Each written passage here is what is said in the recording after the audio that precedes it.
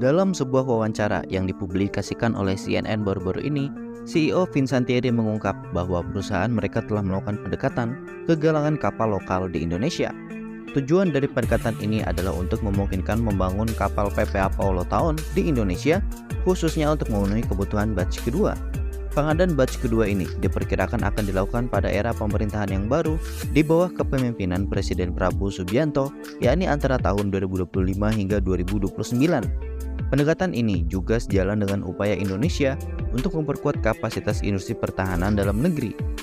Menariknya, galangan kapal lokal yang diincar untuk membangun PPA Paulo Taun bukanlah PT PAL, meskipun perusahaan tersebut sudah memiliki pengalaman panjang dalam pembangunan kapal perang strategis.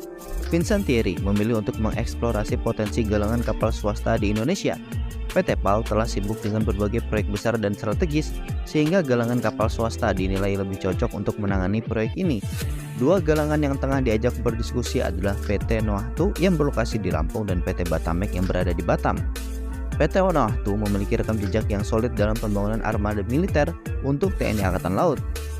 Galangan ini telah berpengalaman dalam membangun berbagai jenis kapal termasuk tank kapal pendarat, kapal patroli 15 meter hingga 75 meter, serta kapal komersial seperti kapal feri 5000 GT. Dengan pengalaman ini, PT Noahtu dinilai memiliki kapabilitas untuk berkontribusi dalam produksi kapal perang berteknologi tinggi seperti PPA Paulo Taun yang memiliki spesifikasi sebagai kapal yang sangat modern.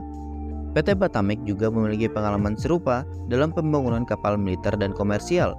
Galangan kapal ini telah membangun berbagai jenis kapal untuk kebutuhan militer seperti kapal patroli dan kapal pendukung lepas pantai.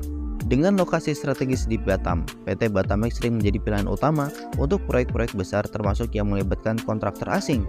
Pengalaman panjang ini membuat Batamek menjadi salah satu kandidat kuat dalam pembangunan PPA Paulo Taun di Indonesia. Proposal pengadaan batch kedua kapal PPA Paulo Taun ini diajukan sebagai bagian dari program jangka panjang penguatan armada laut Indonesia. Dengan pemerintah yang diperkirakan akan mendukung pembangunan kekuatan maritim, terutama di era pemerintahan Presiden Prabowo Subianto, rencana ini dipandang realistis. Pendekatan Vincent Thierry ke galangan kapal lokal juga dianggap sebagai langkah strategis untuk memaksimalkan transfer teknologi sekaligus memperkuat industri maritim Indonesia. Jika proyek ini terlaksana, Indonesia akan semakin mandiri dalam pembangunan kapal perang, khususnya kelas PPA. Hal ini tidak hanya akan memperkuat pertahanan maritim Indonesia, tetapi juga memberikan dampak positif terhadap industri pertahanan lokal.